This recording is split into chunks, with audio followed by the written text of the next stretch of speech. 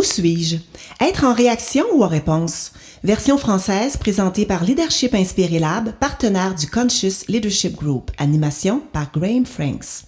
Les leaders gagnent à se poser souvent cette question « Où suis-je? » Pour les aider à y répondre, nous proposons cet outil. Une ligne, une simple ligne noire. À chaque instant, nous naviguons soit au-dessus, soit en dessous de la ligne. C'est normal. Nous n'avons pas toujours conscience de notre position, même si c'est elle qui détermine notre attitude face aux aléas de la vie. Quand nous sommes au-dessus de la ligne, nous faisons preuve d'ouverture, de curiosité. Nous sommes en posture d'apprenant, en mode réponse. Lorsque nous sommes en dessous de la ligne, nous sommes plutôt en mode réaction. Plus fermés d'esprit, sur la défensive, ou cherchant à avoir raison, et surtout, à calmer l'inconfort que nous procure une situation.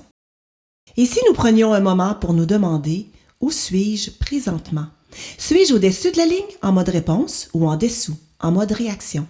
Voici le genre de regard à travers lequel nous voyons le monde lorsqu'on se situe en dessous de la ligne, où on a tendance à ressentir une impression de manque.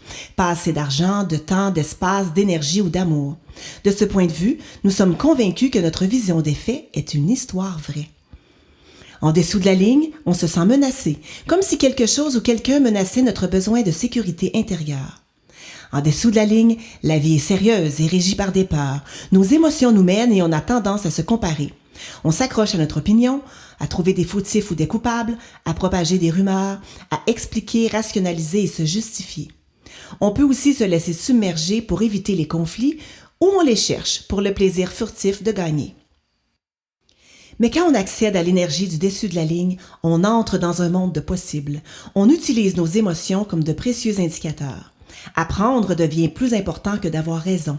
On voit les gens et les circonstances comme des alliés pour grandir. Malgré qu'on accomplisse des choses sérieuses, on ne se prend pas au sérieux. On accède à la curiosité, l'écoute attentive, l'affirmation de soi.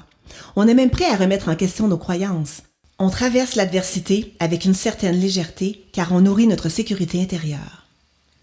En sachant cela, où vous situez-vous sur la ligne à cet instant? En réaction ou en réponse? N'oubliez pas, nous sommes en mouvement. Il est normal de naviguer entre le haut et le bas de la ligne. D'autant plus que la gravité est forte. Chaque fois que notre cerveau détecte une menace, le cocktail chimique qui se répand dans notre corps nous pousse sous la ligne. Cette réaction nous sert à survivre devant une vraie menace pour notre intégrité physique.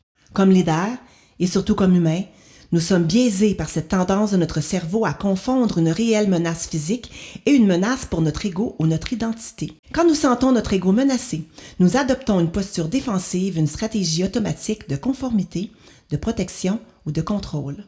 Être sous la ligne fait partie de l'expérience humaine. Il est donc normal d'y être parfois, ou constamment même. Or, sous la ligne, nous n'avons pas accès à cette part de nous qui est créative, collaborative, authentique et innovante. Sous la ligne, on tente de survivre. Au-dessus de la ligne, nous sommes dans la vie.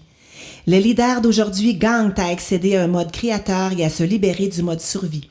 Pour y arriver, ils doivent avoir la lucidité de se situer et se resituer en se posant la question « À cet instant, où suis-je? En réaction ou en réponse? » Se nommer et nommer aux autres la vérité sur notre position actuelle est le début d'une conversation authentique. Pour en savoir plus, leadershipinspire.ca parce que nous croyons que les humains inspirés font des leaders inspirants.